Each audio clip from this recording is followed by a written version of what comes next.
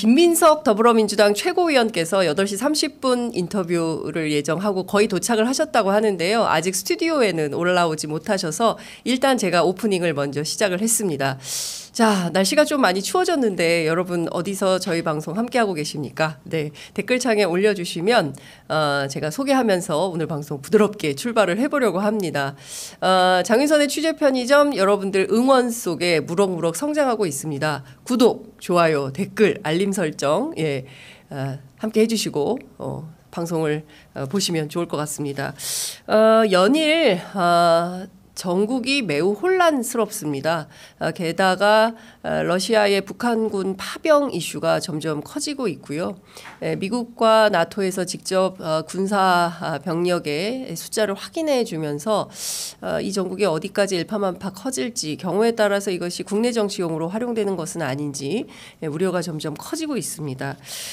특히나 윤석열 대통령과 그리고 국민의힘 한동훈 대표 간의 갈등이 그야말로 첨예화되고 있고요. 관련해서 오늘 나온 종합지, 특히 보수지들을 종합해 보면 사설에서 매우 준엄하게 꾸짖고 있습니다. 동아일보 사설에 이런 내용이 실렸습니다. 윤석열 대통령이 돌을 맞아도 간다. 도대체 이 방향이 맞는 건지, 길이라는 건 도대체 있는 건지, 그러니까 제대로 방향이 설정이 돼서 이게 이 돌을 맞고라도 갈 길을 가겠다라고 하는 것은 경우에 따라서는 대통령이 주장했던 뭐 연금 개혁이랄까, 노동 개혁이랄까, 뭐 교육 개혁이랄까, 특히 지금 크게 문제가 됐던 의료 개혁이랄까, 뭐 이런 것에 대해서 뭐 어떤 원칙과 방향, 그리고 국민들이 공감할 만한 수준과 내용이 있다면 뭐 대통령이 돌 맞고 가겠다 응원하겠죠. 그러나 이것은 오로지 김건희 여사를 지키는데 골몰하고 있는 것이 아니냐라는 비판이 나오는 것입니다. 한겨레 신문 사설에도 비슷한 내용이 실렸는데요. 이건 뭐 최근에는 보수지와 진보지, 그리고 뭐 조중동과 한겨레 경향신문이 거의 비슷한 논조로 윤석열 정부를 향해서 비판을 하고 있습니다. 한겨레 사설 제목은 정치면 기사입니다. 김건희 위에 돌을 맞겠다는 대통령, 이것입니다. 그동안은 뭐 김여사 이렇게 존칭을 써왔는데 오늘 보니까 한겨레 신문과 경향신문 두 매체는 모두 김여사라는 호칭 대신 김건희 이렇게 쓰고 있습니다. 그러니까 돌을 맞아도 가겠다라는 이 방향이 옳지 않은 것은 아닌가라는 비판, 이것이 동아일보 사설이라면 한겨레 같은 경우에는 이 돌을 맞겠다는 각오가 김건희를 위한 길이라는 게 이게 말이 되는 거냐라는 비판이 나오고 있습니다. 경향신문은 국정상실의 시대 대통령은 안 보이고 김건희 남편만 보인다, 이렇게 또 비판을 하고 있습니다. 예, 제가 지금 말씀드리는 순간 김민석 최고위원 저희 스튜디오에 도착을 하셔서 바로 모셔서 말씀을 좀 들어보도록 하겠습니다. 지금 8시 36분 지나고 있습니다. 경북 경산에서 보고 있습니다 하셨고요. 그리고 오늘 KBS 박장범 앵커 아시죠? 쪼만한 파우치, 바로 지난 대통령과의 신년 대담에서 쪼만한 파우치, 그 디올 명품백을 쪼만한 파우치라고 해서 전 국민들에게 굉장히 상당히 큰 웃음과 허탈감을 안겨준 그 앵커가 바로 이번에 KBS 사장 마지막 최종 후보에 올랐습니다. 아마도 오늘 어제 KBS 1일 총파업이 있었고 오늘 잠시 후에 뉴스타파 한상진 기자 모셔서 저희가 언론 이슈도 좀 짚어보려고 하는데요. 그때 저희가 박장범 앵커와 관련해서 여러 가지 말씀을 좀 드리도록 하겠습니다. 뭐 저도 뭐 얘기를 좀 들어보니까 사실상 박장범 앵커도 김건희 라인이더라라는 얘기가 정가에 파다한데요. 관련된 얘기 다른 기자들 취재한 내용이 있는지 좀 살펴보도록 하겠습니다. 김민석 의원님 바로 모셔가지고요. 말씀을 좀 들어보겠습니다. 의원님 어서 오십시오. 앉으십시오. 예, 이렇게 생방송이 스펙타클합니다. 네, 예. 예, 8시 반인데 무려 7분을 지각하셨기 때문에 예, 제가 먼저 그냥 시작을 해버렸습니다.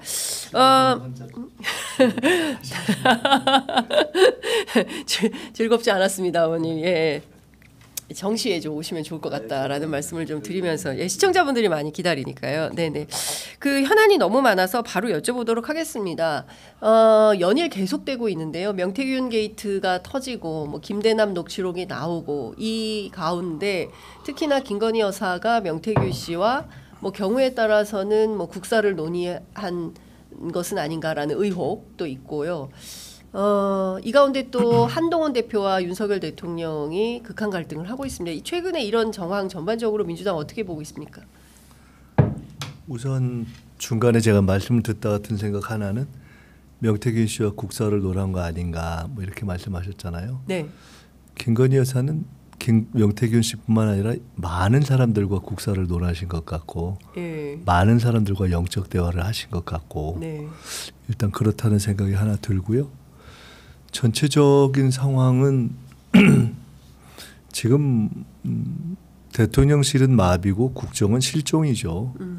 그래서 그걸 뭐 어제가 그 유시민 그 전 장관께서 비슷한 말씀하셨는데 똑같은 얘기를 사실은 저희가 며칠 사이에 저도 하고 우리 뭐 대표님하고도 그런 얘기를 해보고 또 제가 또 만났던 여권 인사도 뭐 그런 얘기를 하고 뭐 그랬었는데 1%가 지지율이 나와도 그냥 갈 거다. 네. 뭐 이런 얘기 있었지 않습니까? 그러니까 저도 그 얘기를 했습니다. 한국의 네타냐후다.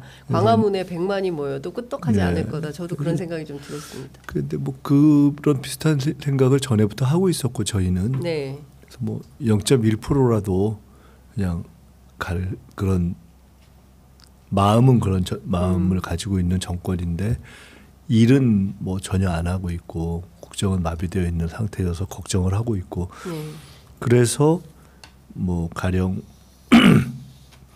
이재명 대표가 한동훈 대표와 만나자라는 제안도 뭐 그런 것 때문에 한 거고 뭐 그런 전체적으로 굉장히 위중한 상황으로 보고 있죠. 실제로 김건희 문제가 대한민국의 전국을 마비시키고 있지만은 더 큰 문제는 여전히 이제 가장 국민의 안전과 관련이 있는 의료 대란 문제고 또 그보다 더 큰 문제가 지금 무인기 사태에서 비롯된 그 안보 문제 아닙니까? 네, 그렇습니다. 그런 이제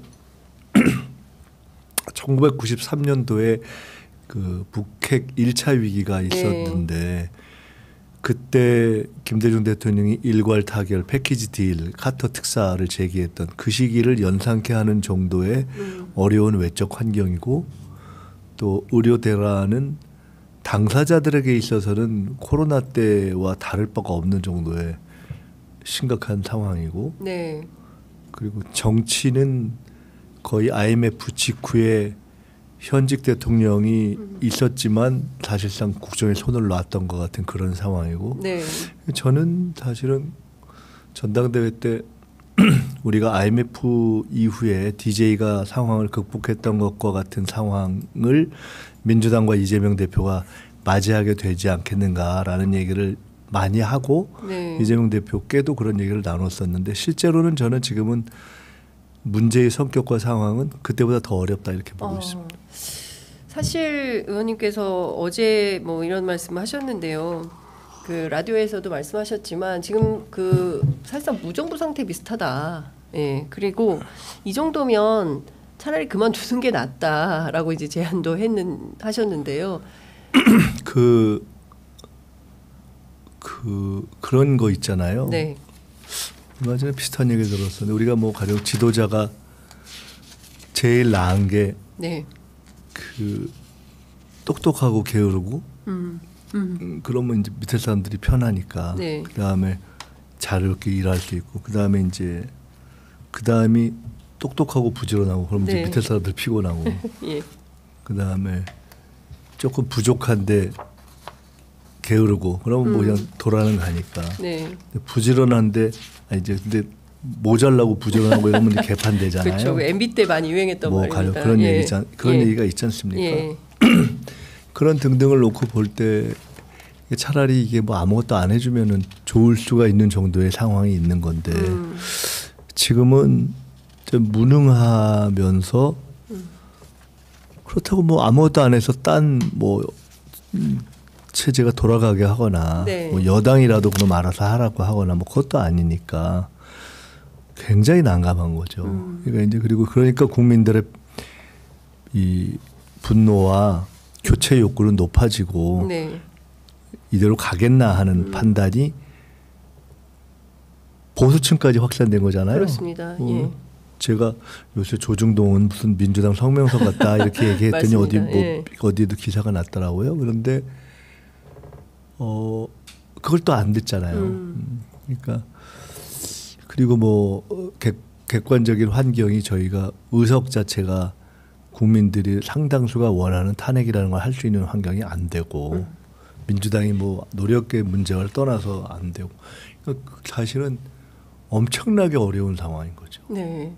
그 대통령 어제 그제네요. 벌써 그저께네요. 그 범어사 방문해서 돌을 맞더라도 가겠다. 근데 오늘 아침 이제 한겨레 신문 보도에 따르면 김건희를 위해서 김 여사도 아닙니다. 김건희를 위해서 돌 맞겠다는 거 아니냐. 그리고 동아일보는 아니 돌을 맞겠다고 하는데 그 방향이나 제대로 길이나 알고 가는 거냐. 이제 이런 비판을 하고 있습니다. 그러니까 이제 이게 이런 건데요.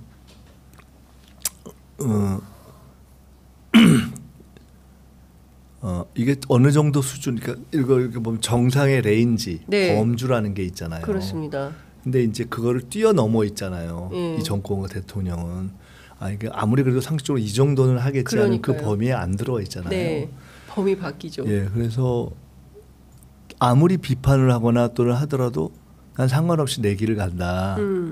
이게 아주 구체적으로 가령 김문수를 노동부 장관에, 김형석을 독립기념관장에, 이진숙을 방송위원장에 임명하는 게 그런 거거든요. 네. 그냥 상식의 범위를 벗어나 있는 것이고, 그래서 비판하거나 하는 또는 바라보는 국민들을 그냥 하고 악소리가 나게 하는 네. 게 입이 벌러지게 하는 거거든요.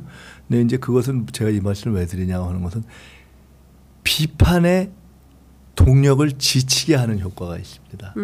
그래서 국민들이 지치고 무기력감에 빠지고 그냥 이거 내가 신경 안 써야 되겠다 해도 안 되네 이렇게 되는 그런 것까지를 기대했다라고 보다 그런 본성적으로 과거에 이제 구구 파시즘이라든가 이제 그런 게 있는 거거든요. 그래서 그런 효과가 있죠. 어떻게 해도 그냥 간다. 1%도 그냥 간다 이게. 그래서 이게 가령 어떤 식으로 보면은 우리가 상대의 전의 자체를 상실케 하는 게 일종의 광인 전략인데 네. 광인 전략이 아니고 그냥 광인 그 자체인 거죠. 이 정권의 성격이. 광인 자체다. 아니 그런 거죠. 굳이 저게 무슨 뭐 의도적인 전략의 산물도 부분 있겠는데 그냥 이렇게 생각 자체가 그 레인지를 벗어나 있기 때문에 윤석열 대통령이 광인 그 자체다 아니 이렇게 뭐 보시는 윤석열 겁니까? 대통령 이 정권의 성격이 그렇다는 이 정권의 거죠. 성격이. 예, 이 정권의 성격이 그렇고 예. 실제 이 정권이 영적 대화로 움직이는 정권이잖아요. 네. 예. 뭐 굳이 제가 뭐 광인 전략을 쓰는 정권이라고 표현할 수도 있고 예. 그냥 본성 자체가 예. 그런 거죠. 뭐 거의 뭐 검찰 수사도 관심법으로 하고 뭐 그런 식이니까. 그 지금 중요한 거는 이게 뭐 전략을 쓰는지는 모르겠지만 이제 의원님께서 광인 그 자체라고 하시니까 정권의 성격이 그렇다는 거죠. 정권의 성격이 예. 광인 그 자체라고 하면 국정이 정상적이지 않다는 걸로 이제 귀결이 되는 것이고요. 이제 전체 국민들의 운명이 걸려 있는데 국정 운영을 그런 방식으로 한다면 대단히 위험한 거 아니겠습니까? 여기서 어떤 대안이나 돌파구를 마련해야 되는 주체는 야당일 수밖에 없다라는 판단을 국민들은 할 수밖에 없는 것 같습니다. 그래도 야당이라도 뭔가 역할을 해주기를. 그리고 그거는 명백합니다. 그렇습니다. 현재 상황에서 네. 우리가 어쨌든 대의 민주주의라는 것이 있고 그다음에 이제 헌법상 보장된 행사할 수 있는 권력 최소한 현재는 견제력이라도 있으니까요. 부분적 견제력이 있죠. 왜냐하면 뭐 다 견제가 안 되죠. 거부권이라는 걸로 저쪽에서 또 막으니까. 네. 그리고 일정한 어떤 정책 제안 능력이라든가 정책 관철력이 부분적으로 존재하는 거죠. 엄격한 의미에서 정치학에서에게는 이중 권력, 듀얼 파워라는 어떤 대통령 권력과 의회 권력의 병존이 가능하지는 않은 나라입니다. 네, 왜냐하면 대통령 예. 중심제이기 때문에 예. 압도적인 대통령 권력이 우세한 나라죠.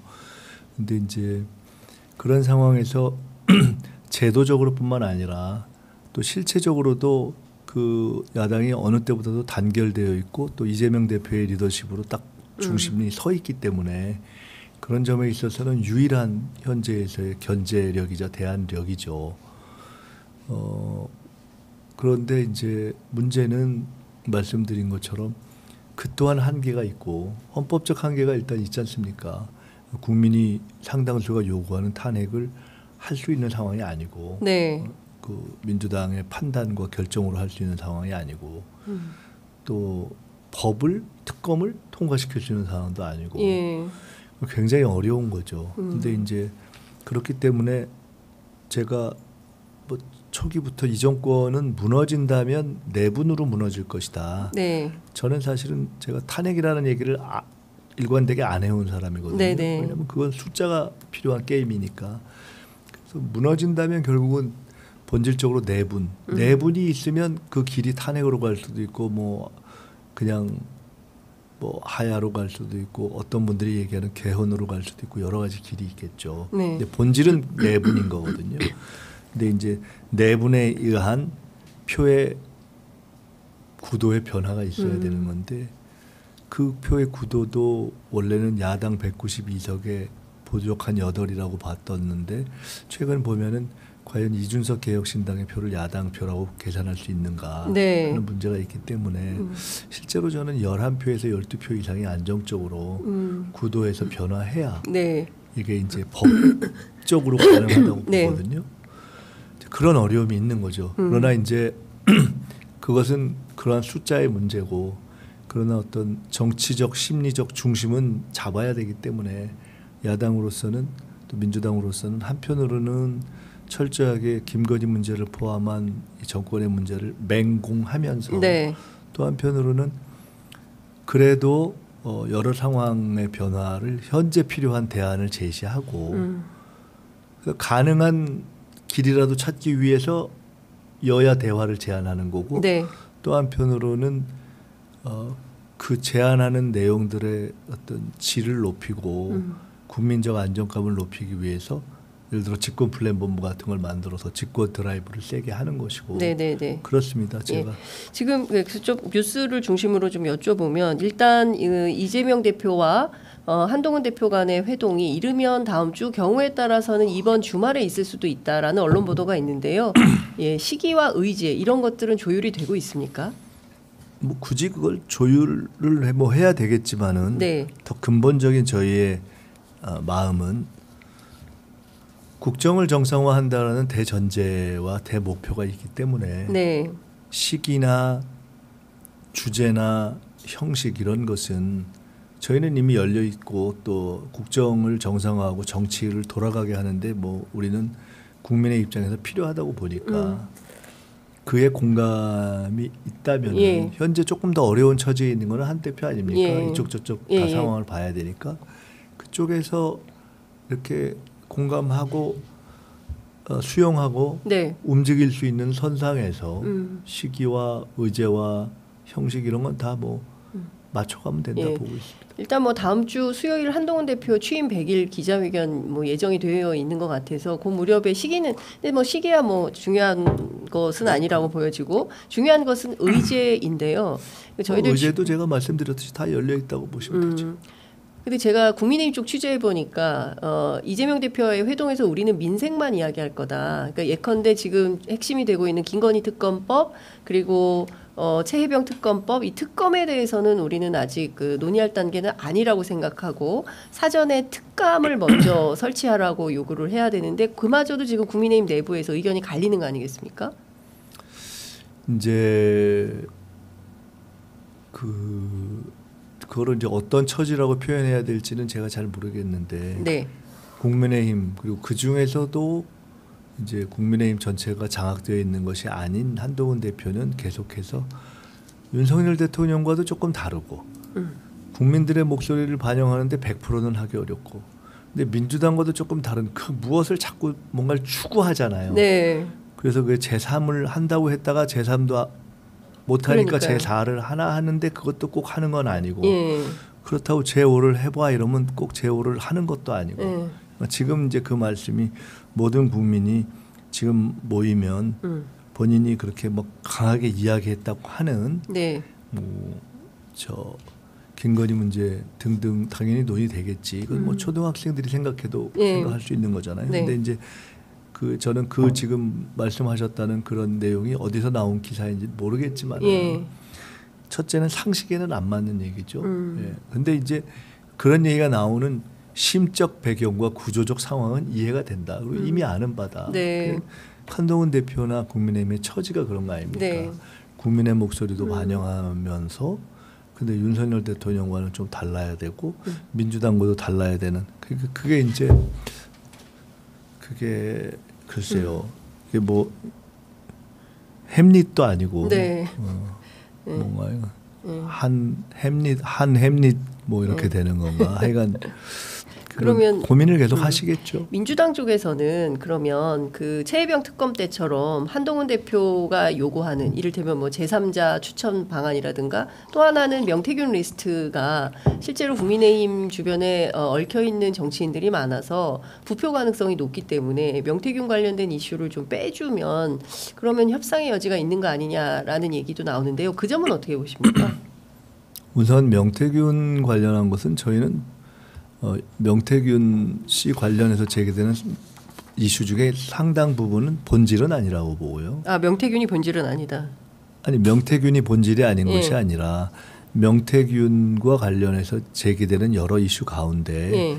명태균 씨 자신이 검찰에 조속한 소환을 피하기 위해서 던지는 연막탄이 많기 때문에 본질은 결국은 윤석열 대통령 김건희 부부 두 부부 사이와 명태균 씨 관계에서의 어떤 공적인 공천이라든가 이런 것과 관련된 주고받음 네.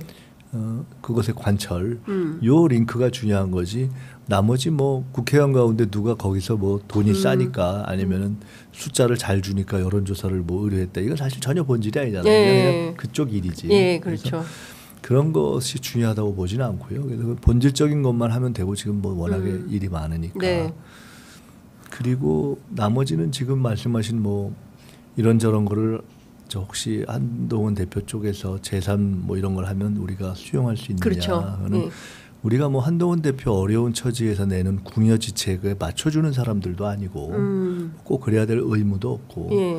우리가 수용하고 말고를 떠나서 국민의 요구를 반영한 이야기인가. 네. 처지는 이해해야 하니까 우리가 그 처지를 이해하려고 애는 쓰겠지만은 국민의 요구를 무력화하고 미봉하거나 아니면은 그냥 무의미하게 만드는 것을 저희가 옳다고 할 수는 없잖아요. 네. 맞장구 칠 수는 그렇죠. 없죠. 그러나 이제 한동훈 대표의 입장이 워낙에 이제 곤궁하고 하니 그런 차원에서의 어떤 뭐 방안을 네. 낸다면은 뭐 그런 등등은 다 모든 것이 다 열려 있는 있다. 거니까 예. 그렇지만은 뭐 그런 걸 전제로 해서 이야기할 필요는 없을 것 같고 예. 그 뭐 제3이가 제4든 제5든 제6이든 제7이든 일단 좀 내놓고 예. 얘기를 하시는 것이 좋겠다. 일단 특검의 산을 넘어야 하는데 제가 어제 친한계 쪽에 취재한 바에 따르면 이재명 대표 손잡고 한동훈 대표가 특검의 산을 넘어버리면 그때부터 국민의힘 내부에서 배신자 프레임이 걸리기 때문에 절대로 민주당과 손잡고 특검을 통과시킬 수는 없다. 따라서 민주당 쪽에서 그런 생각을 한다면 그거는 오판이 될 것이다 이 얘기를 합니다. 뭐 우리는 오판 이런 거 안 하고요. 네. 한동훈 대표가 제가 말씀드렸던 것처럼 저는 개인적으로 굉장히 햄릿형이구나. 네. 그다음에 이제 결정권자로서 결정을 내리는 데는 별로 이렇게 꼭 최적화되어 있지는 않을 수도 있겠구나 이런 생각을 저는 합니다 개인적으로는. 네네.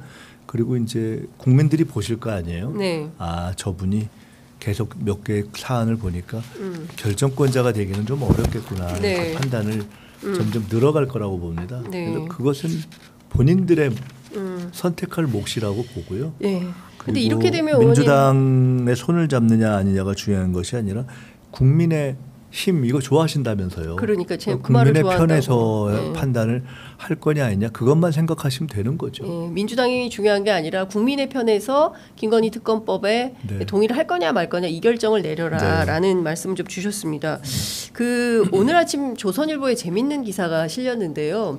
친윤계는 30에서 40명, 친한계는 20여 명. 그 세를 따져보면 친한계가 18.5%. 그래서 새 싸움에서 한동훈 대표가 열세다 이런 주장을 하기 때문에 결과적으로 이제 지금 제일 중요한 건 이제 특검의 산을 넘는 건데 그게 불가한 상황으로 가고 있다면 민주당 입장에서는 저는 그 기사를 제가 뭐 조선일보를 잘 안 보기 때문에 네. 그 기사를 안 봐서 모르겠지만은 그렇게 큰 의미 있는 분석은 아닌 거라고 봅니다. 그 말씀하신 대로라면. 네.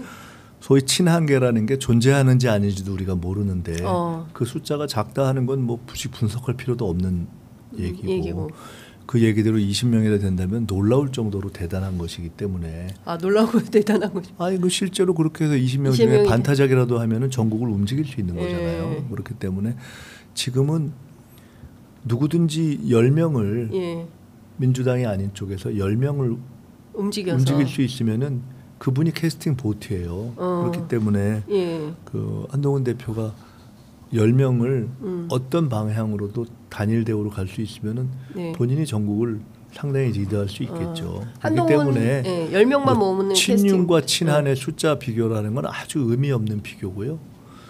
그리고 또 하나는 저는 사실은 지금 여당 내에서의 숫자 분석이 친윤과 친한이 뭐가 의미가 있는가. 왜냐하면 조중동이 이미 김건희 나가라라고 하고 있는 판이기 때문에 속으로는 다 똑같은 생각을 하고 있을 거 아닙니까.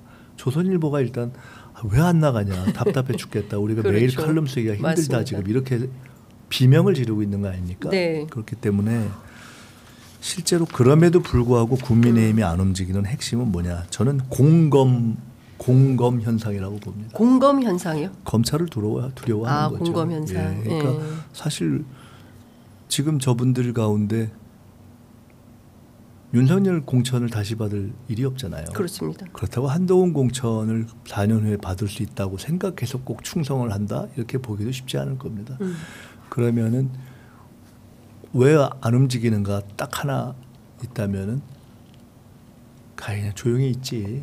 검찰한테 괜히 선거법은 끝났지만 선거법도 하다 보니까 장동혁 최고위원 딱 같이 기소하는 거 보니까 야 저거 참 그러네 생각할 텐데 선거법 아니더라도 사안은 많고 이 검찰이라는 것이 뭐 이번에 그 검찰총장이 불기소 처분에 자기는 지휘권이 뭐 없다 이렇게 해서 야간 모습을 보이면서 빠져나가려고 하는 뭐 이런 식이잖아요. 근데 그것이 아니어도 명태균 씨가 저렇게 지금 시끄럽게 해도 뭐 소환에 시읒자도 안 나오다가 강혜경 씨는 바로 불러가잖아요. 그렇습니다.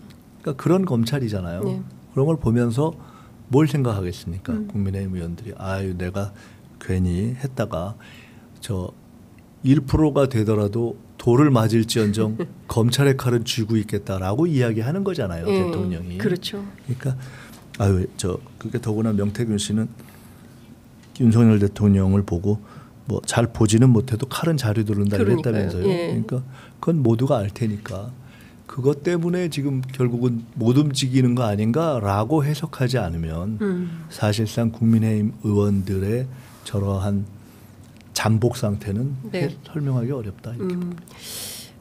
한동훈 대표가 11월 15일을 주장하고 있습니다. 바로 이재명 대표의 선거법 사건 관련해서 1심 선고 기일인데요. 김건희 리스크를 11월 15일 이전에 해결해야 한다 이런 주장을 하고 있습니다.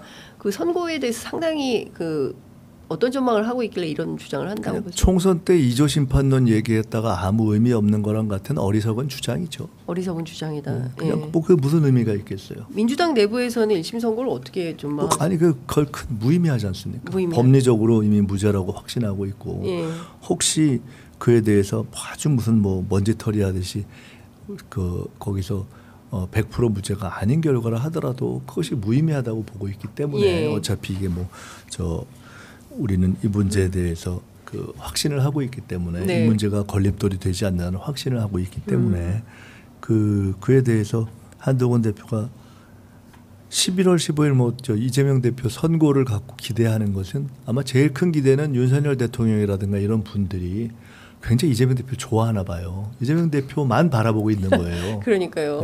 거기만 바라보고 있는 거여서 아마 그렇게들 얘기했겠죠. 윤석열 대통령 측에서는 아마 그런 얘기를 내놓고 했을지 알지 모르겠지만 한 네. 대표가 뭐라고 하더라도 야 11월 15일 지나면 상황 바뀌어.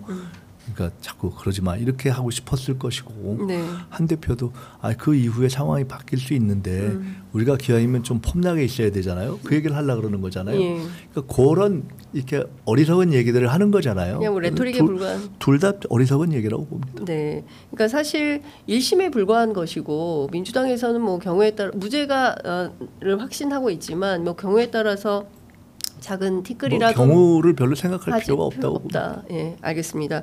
근데 뭐 어쨌든 뭐 대법까지 갈 것이고 관련해서는 1심이 뭐 그게 중요한 변수가 아닌데 11월 15일을 강조하는 것은 그냥 상식적으로 볼 때 예. 이미 소위 저쪽에서 이야기하는 그 이재명 대표에 대한 사법 리스크라는 것이 무망한 기대라는 것이 이미 지난 몇 년 동안 다 확인되었기 때문에 네. 별 의미를 두고 있지 않습니다. 그 답답한 것은 국민들인데요. 뭐 윤석열 대통령이 김건희 여사가 많이 지쳐 있고 이미 대외 활동을 많이 줄였고 전례의 다른 영부인들에 비하면 훨씬 많이 줄였는데 더 줄이라고 하면 더 줄일 것이고 뭐 이것 그리고 이제 특감은 뭐 여야가 추천하면 할 건데 여전히 이제 북한 이권 재단 이사 문제를 걸고 있고 뭐 이런 이슈들에 대하여 해법이 아닌데 그 특감으로 해결을 하겠다거나 뭐 김건희 여사의 활동을 줄이겠다거나 이 문제로 되겠습니까? 그건 뭐 굳이 저한테 묻지 않으셔도 그러니까요.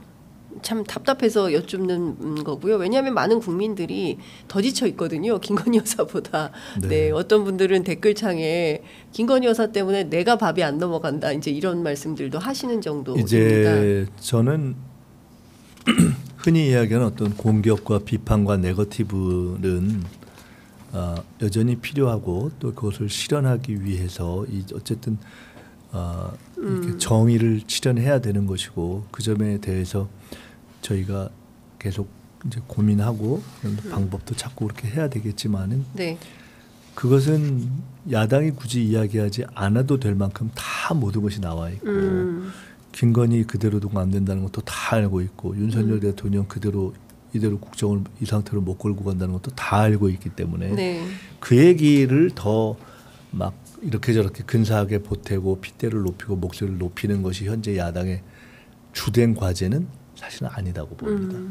그것을 실제로 그러니까 판을 바꿀 수 있는 프레임을 만들어내는 것이 저희의 숙제인데 아까 말씀드렸듯이 근본적으로 갖고 있는 의석의 한계가 있어서 고민을 하고 있는 것이고 네. 그거를 높이는 길을 계속 찾아서 저희들이 혹은 특검 혹은 국조 혹은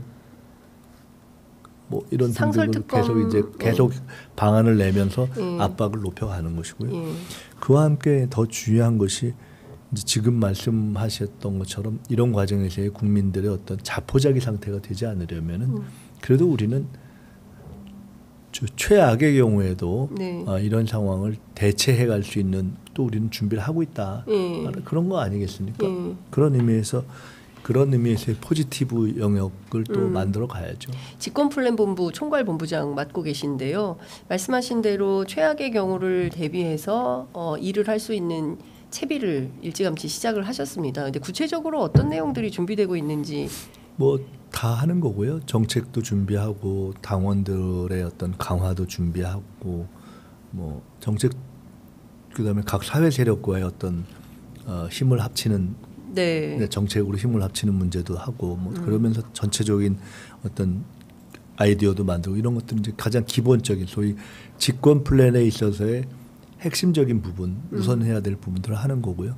제가 어제 시작할 때 첫 그 오프닝을 할 거를 우리의 슬로건이랄까 우리의 기치는 스피드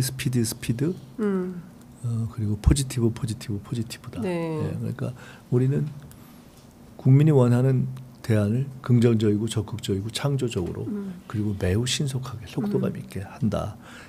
아주 동시다발적이고 굉장히 빨리 생각하시는 것보다 훨씬 빨리 행보를 할 겁니다. 네, 앞서 이제 4분 말씀하셨습니다. 어제 CBS 라디오 인터뷰에서 윤석열 대통령, 한동훈 대표가 만난 그 면담 장면 사진 보시면서 이것은 옹졸한 이별식이다 이렇게 평가를 하셨어요. 끝내 4분으로 갈라지겠습니까? 왜냐하면 전직 검찰 출신들은 사실상 한 몸이기 때문에 샴 쌍둥이라서 그 사람들 못 갈라진다. 예, 결국 한 편이 될 거고 전두환 노태우식으로 가려고 할 것이다. 이런 전망합니다. 의원님 어떻게 보세요? 뭐 그러면 갈라지지 못한 이별이 되겠죠. 네.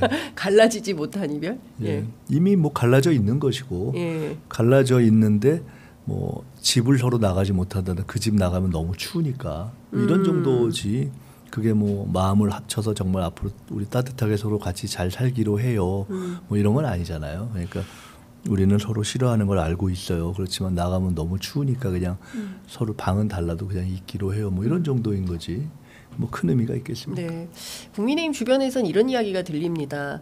한동훈 대표 친한계가 표를 모으고 있다. 그래서 한 34표 정도 현재 어제 저녁 기준으로 34표 정도 모았다라고 얘기를 하고 지금은 모르겠지만 재의결 단계에서 무기명 투표할 때는 특검이 통과될 수도 있다라는 얘기를 기자들에게 하고 있습니다. 뭐 좋은 말씀이라고 봅니다. 근데 뭐 아까 말씀드렸듯이 중요한 것은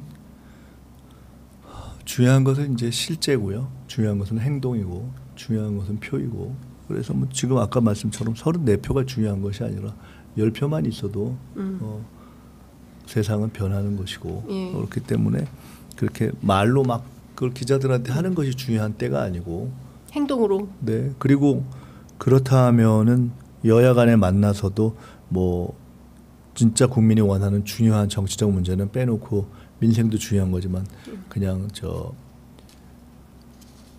밥은 놔두고 반찬만 조금 맛만 보고 가자 이런 얘기를 하는 것 자체가 이상하잖아요. 그러니까 이제 그런 것을 다 접어놓고 이렇게 제가 아까 말씀드렸듯이 한동훈 대표에게 필요한 것은 이제 저는 이제 무슨 다른 걸 떠나서 그냥 하나의 그래도 중요하게 그 보수 측에서 국정에 대한 책임도 맡아보고 앞으로 정치를 계속 뭐 이끌어보겠다는 그런 마음을 갖고 계신 분이잖아요.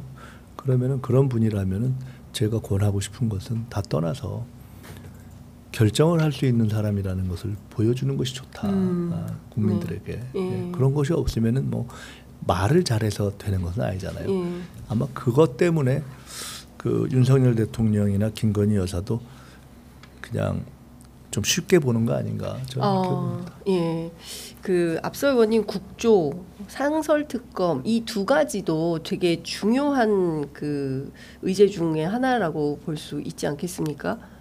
뭐 아주 중요한 의제라기보다는 그런 것들은 그냥 조금 여러 가지 큰 문제들을 하는데 필요한 방법론에 해당하는 정도의 일들이겠죠. 예, 그러니까 뭐 국조도 상설특검도 다 가능성이 있다, 열려 있다 이렇게 봐야 되겠죠. 아니, 그런 건 뭐 굳이 뭐 여야 간의 대화를 할 필요도 없는 일들 아닙니까? 그 이번 뭐 굳이 한다면은 자연스럽게 할 수 있는 것이고. 이번 주에 이제 국정감사가 대체로 마무리가 되면 이제 다음 주부터는 이제 본회의를 통해서 또 법안을 통과시킬 수 있게 되는데요. 빠르면 김건희 특검법 이제 민주당 발의를 해놓은 터라 다음 주에 표결을 하게 될까요? 어떻게 전망해야 되겠습니까? 그건 뭐 표결보다 중요한 것은 이제 통과니까. 통과죠. 예. 그것을 할 수 있다고 가장 판단되는 적절한 시기에 원내가 판단을 할 거라고 봅니다. 네, 속보가 하나 들어와 있는데요. 북한의 쓰레기 풍선 낙하물이 대통령실 청사에 낙하되어 있다는 소식이 들어와 있습니다. 의원님 지금 국회 국방위 소속이시기 때문에 다른 거 몰라도 지금 무인기 문제, 북한군의 러시아 파병 문제 이런 것들이 공식 확인이 되면서 안보 불안이 커지고 있습니다. 이 문제는 좀 저희가 어떻게 봐야 되겠습니까? 부끄러운 지금 그 속보대로라면 굉장히 부끄러운 일인데 이게 뭐 이 정권이 이렇게 잘못했다고 해서 그거를 그냥 뭐 질타하기도 부끄러울 정도의 일이어서 일단은 그렇게 인지하고 이미 그 대통령실을 옮길 때의 어떤 방공 능력을 고려하지 못한 점, 그 다음에 남북 간의 그 현재 뭐 오물풍선이나 무인기 등등이 오갈 수 있게 되는 어떤 실마리 중에 하나라고 보이는 대북 전단 문제를 적절하게 관리하지 못한 점 등등에 대해서 국민들께서 이 모든 상황에 대해서 조금 더 깊이 생각을 해보셔야 될 상황이 이제 피할 수 없이 왔다 이렇게 봅니다. 그 국방부 장관이나 안보실장은 절대로 북한이 전쟁은 못한다라는 확고한 인식을 갖고 있습니다. 그런데 전쟁이라는 것이 뭐 예고하고 떨어지는 것이 아니기 때문에 국민들은 상당히 불안한데요. 민주당에서는 그 최근의 안보 상황을 좀 어느 정도로 인식을 하고 계신지요? 그리고 뭐 이 정권의 안보 인식이라든가 대처 능력이 네. 북의 오물풍선이 절대로 대통령실에 안착할 일은 있을 수 없다라고 말했을 분들이기 때문에 뭐 그냥 그분들의 이야기를 꼭 100% 우리가 이렇게 인정하면서 한반도 안보 상황을 볼 정도로 우리가 나이브하게 세상을 보기는 어려운 거 아닌가 이렇게 봅니다. 네. 하여간 전쟁 나면 큰일 나니까요. 하여간 뭐 정부의 촉각을 곤두세워야 되지 않을까. 네. 말씀드린 것처럼 저는 최근에도 이제 당에서 얘기를 하면서 그런 말씀을 했는데 93년에 북핵 1차 위기를 김대중 대통령이 그때 이제 정계를 은퇴해서 영국에 가 있는 상황에서 일괄 타결, 패키지 딜, 카터 방북을 국제사회에 제안하면서 이렇게 새로운 실마리도 열고 국민들이 결국은 김대중이 필요하구나 이런 생각을 했고 저도 그때 비로소 진심으로 김대중이라는 지도자를 제가 이제 전적인 지도자로 제가 딱 인정을 했던 개인적인 계기가 되었는데요. 네. 지금은 민주당과 또 이재명 대표가 이러한 한반도 위기에 답하고 또 대안을 제시하는 것이 이 모든 일 중에서 가장 중요하다고 생각하고 있습니다. 끝으로 하나만 여쭤보도록 하겠습니다. 중앙일보가 오늘 북한 대남전단을 입수를 했는데요. 김건희 여사를 맹비난하는 내용이 포함되어 있다고 합니다. 현대판, 마리 앙뚜아네트 등의 표현이 담겨 있고 해외 순방 착용한 목걸이, 팔찌, 브로치 가격이 다 담겨 있다고 하고 대통령실 인근에서도 발견이 됐다고 합니다. 그 대북 전단을 네. 과거에 이쪽에서 그 일부 탈북 단체들이 보낼 때 김정은과 김정은의 무슨 뭐 여성 뭐 문제 이런 것들을 막 이렇게 해가지고 자극적인 걸 해서 보냈다는 거 아니에요? 그것 때문에 그렇죠. 그쪽이 네, 자극받았다는 거 아닙니까? 받았다. 그런 일이 실제고 또 실제로 그런 일이 뭐 그렇다면은 그 입장에서는 그렇게 가령 분노했다면 지금 보내는 것들에 그런 것들이 뭐를 담으려고 했겠다 이런 생각이 드네요. 네, 이제 국감 가셔야 되기 때문에 보내드려야 돼서요. 마무리 한 말씀 듣고 정리하겠습니다. 그 정권이나 대통령, 그러니까 정권을 비판하고 윤석열 대통령의 무능을 비판하는 국민의 목소리에 한 목소리를 더하고 김건희가 나쁘다라는 것에 대해서 모두가 아는 개탄을 더하는 것이 야당의 지금 본질적 과제다라고 생각하지 않습니다. 네. 이것을 실제로 변화시켜내는 숙제가 저에게 있다고 보고 또 그렇게 안 되어 있는 본질적인 어떤 의석의 한계를 너무 뼈아프게 생각하고 있고 그렇지만 이것을 극복하기 위한 방책을 진지하게 계속 찾고 있고 또 이 과정에서도 어떤 대안을 만들어서 어떠한 실마리를 찾더라도 그걸 하려는 노력을 하고 있고 그런 과정에서 저희가 여야 대표회담 제안도 하는 것이고 또 집권 준비도 박차를 가하는 것이고 그렇습니다. 그래서 그런 부분에 대해서 저희가 진지하게 계속 해나가겠다는 말씀, 책임감을 중하게 느끼고 있습니다. 네, 요거 하나만 여쭤볼게요. 금투세는 어떻게 되는 겁니까? 금투세는 이미 저희가 충분히 논의를 했고, 네. 충분히 어떤 정도의 생각을 공감대라 하는 것들도 우리도 확인했고 국민들도 아시고, 네. 그리고 그것을 적절한 시기에 결정하겠다고 위임받은 것도 이미 아시고, 다만 우리가 그거를 논의할 시간과 기회가 없을 만큼 너무나 많은 일들이 터진 걸 또 그것들도 국민들이 아시고 맞습니다. 그래서 국감이 거의 끝나가고 하기 때문에 적정한 시기에 정리할 수 있을 거라고 봅니다. 네, 알겠습니다. 오늘 말씀은 여기까지 듣도록 하겠습니다. 네. 말씀 잘 들었습니다. 네. 감사합니다. 네.